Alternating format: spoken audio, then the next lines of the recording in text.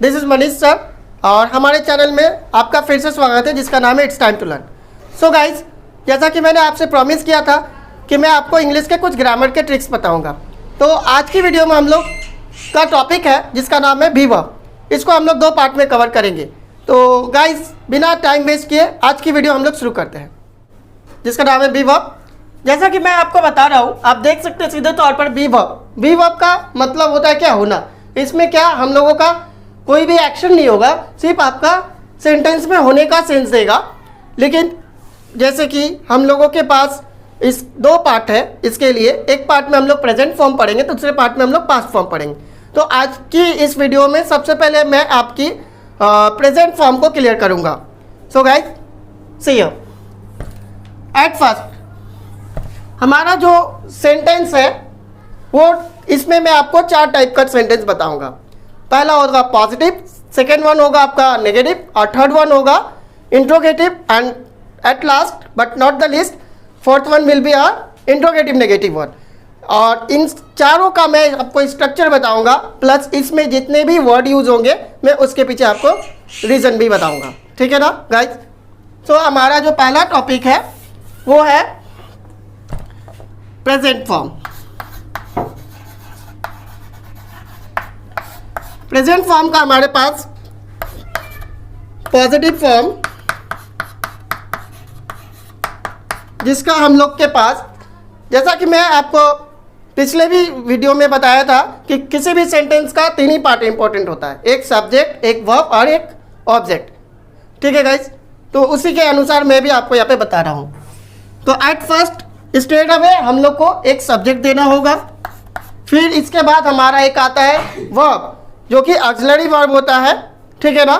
तो auxiliary verb हो या फिर मेन वर्ब हो या फिर मॉडल वर्ब हो, आखिर है तो वर्ब। तो इस चीज़ को हम लोगों को समझना होगा कि वर्ब किसी भी तरह का हो, सेंटेंस में वर्ब आएगा ही, इसके बिना सेंटेंस बनेगा ही नहीं। तो गाइस, इसमें हमारा जो पहला वर्ब का फॉर्म होगा इज एम आर, और उसके बाद आता है हमारा एक compliment. Compliment in the sense उसको हम लोग बोलते क्या है, पूरक। कॉम्प्लीमेंट जिसको हम लोग हिंदी में बोलते हैं पूरक, पूरक बोलते हैं। ठीक है गाइस? तो ये हमारा पॉजिटिव स्ट्रक्चर है। फिर हम लोग इसका नेगेटिव बनाएंगे। नेगेटिव स्ट्रक्चर में क्या होगा, नेगेटिव स्ट्रक्चर में आपका होगा ठीक सब्जेक्ट और ठीक इसके ऑक्सिलरी वर्ब के बाद हम लोगों को नॉट लगाना पड़ता है। अब बाकी का स्ट्रक्चर में जो भी कंटेंट है वो सेम रहता है। जैसे कि हमारा इज एम आर, जैसा कि मैंने बोला, सेम रहेगा। और ठीक हेल्पिंग वर्ब के बाद या ऑक्सिलरी वर्ब के बाद नॉट लगाते हैं, नॉट लगाते हैं। और इसके बाद हम लोग कम्प्लीमेंट देते हैं। In short I can tell you compliment, right?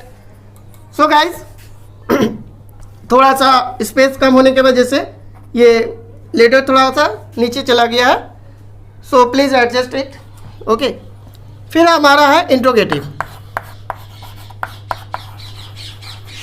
Interrogative का बहुत ही आसान है, जिसको हम लोग कहते क्या है, इसमें हम लोग हेल्पिंग वर्ब को बाहर ले आते हैं और सब्जेक्ट को अंदर कर लेते हैं।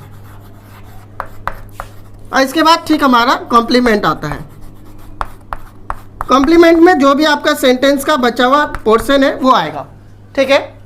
सो गाइज, ये हमारा हो गया इंट्रोगेटिव। अब मैं इसका एक और पार्ट बताऊंगा जो कि ये लास्ट पार्ट होगा, जिसको हम लोग बोलते हैं interrogative negative one.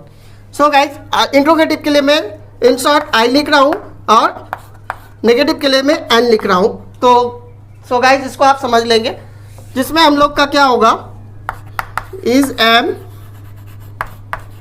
or after this we will add subject and after subject we have to add not and at last that is complement. complement in the sense जो भी आपका बचा हुआ पोर्शन है वो आएगा। वर्ड्स जो भी मतलब सेंटेंस के रिक्वायरमेंट के अनुसार हम लोग वर्ड को देते हैं इस चैप्टर में। किसी भी चैप्टर में किसी भी सेंटेंस बनाने के समय हम लोग का जो भी सेंटेंस का रिक्वायरमेंट है उस वर्ड को हम लोग को देना है, लेकिन उसके पीछे हम लोग को रीज़न को भी पकड़ना है, क्यों देना है। और नहीं देना है तो क्यों नहीं देना है। ठीक है गाइस, तो ये हमारा पहले चारों स्ट्रक्चर है। अब हम लोग को समझना होगा कि सब्जेक्ट क्या होता है, प्लस इज एम आर का यूजेस कहाँ से होता, कहाँ पे करते हैं और क्यों करते हैं। तो ये आपको कंसेप्ट क्लियर करना पड़ेगा सर। ठीक है, तो गाइस ये आपका 4 स्ट्रक्चर हो गया।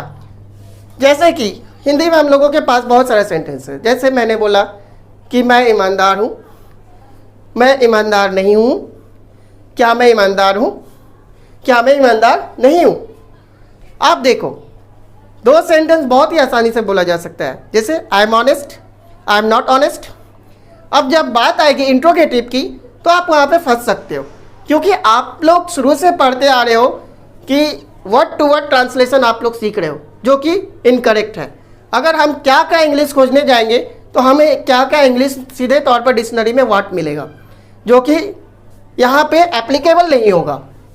सेंटेंस को बनाने के लिए हम लोगों को कंसेप्ट पकड़ना है यहाँ पे, ना कि हम लोग वर्ड टू वर्ड हिंदी का ट्रांसलेशन करें। Because doing translation is not a permanent solution to learn English. In fact, knowing the concept behind the use of each word, that is the permanent solution to learn English, right? So guys, here we have all these structures. तो हम लोग यहाँ पे what का नहीं use करेंगे, क्या के जगह पे, वहाँ पे हम लोग इस कंसेप्ट को पकड़ेंगे। ठीक है ना। सो स्टूडेंट, बिना टाइम वेस्ट किए, जैसा कि मैंने आपको स्ट्रक्चर बता दिया, अब इसके पीछे जो जो मैं वर्ड यूज़ किया हूँ उसको मैं उसके यूजेस को क्लियर कर रहा हूँ। ठीक है ना गाइस। तो सबसे पहले मैं इसको मिटा देता हूँ। इसके बाद अगर आप चाहें तो आप इसका स्क्रीनशॉट ले सकते हो, ताकि आपको आगे में दिक्कत ना हो। ठीक है ना। सो गाइस, जैसा कि मैं आपको बता रहा था कि सब्जेक्ट इज एम आर और प्लस कॉम्प्लीमेंट, यही 3 चीज़ का हमारा इस चैप्टर में खेल है। ठीक है ना।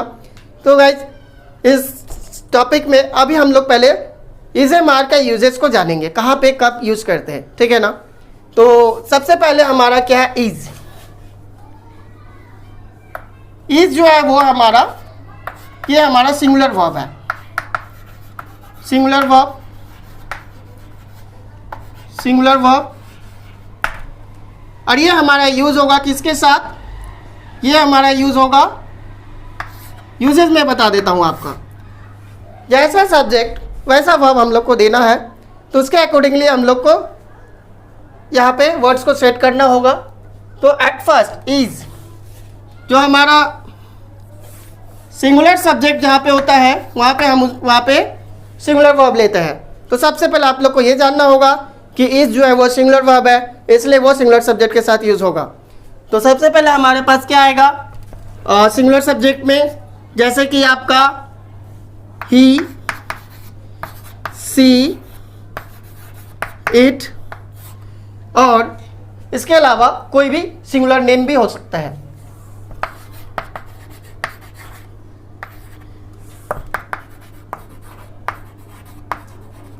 Singular name, singular name. तो इज जो हमारा सिंगुलर वर्ब है, इसलिए हमने इसको सिंगुलर सब्जेक्ट के साथ यूज़ किया है। कंसेप्ट सीधे तौर पर ये याद रखना है कि जहाँ पे भी सब्जेक्ट सिंगुलर होगा वहाँ पे हम लोगों को इज का यूज़ करना है इस चैप्टर में। ठीक है ना। वाट के जगह पे ये यूज़ नहीं करना है।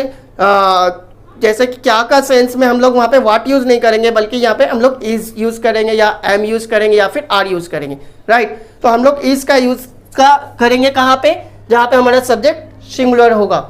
अब इसके बाद हमारा आता है आर। तो आर का यूजेज अब हम लोग को जानना है। आर जो है गाइस वो है हमारा प्लूरल वर्ब। इसको हम लोग प्लूरल ऑक्सिलरी वर्ब के रूप में पहचानते हैं। जैसे कि हम लोग इसको क्या शॉर्ट में लिख सकते हैं, PB, that means plural verb. ठीक है। तो इस प्लूरल वर्ब का यूजेज अब हमारा कहाँ पे होगा, जैसा कि मैं बोला कि जहाँ पे सब्जेक्ट प्लूरल होगा तो वहाँ पे वर्ब भी प्लूरल होगा। सब्जेक्ट चेंज नहीं होता है, लेकिन वर्ब चेंज होता है अकॉर्डिंग टू द सब्जेक्ट।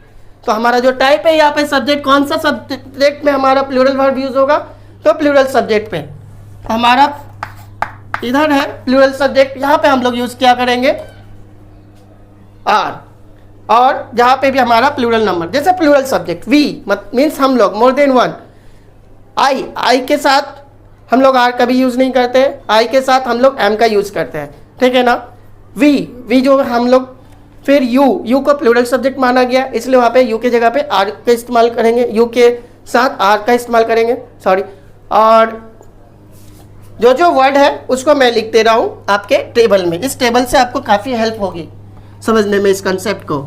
जैसे पहला हमारा क्या होगा, वी, फिर यू, फिर दे भी दोस्तों, दे मीन्स व्हाट, वे लोग that means more than one.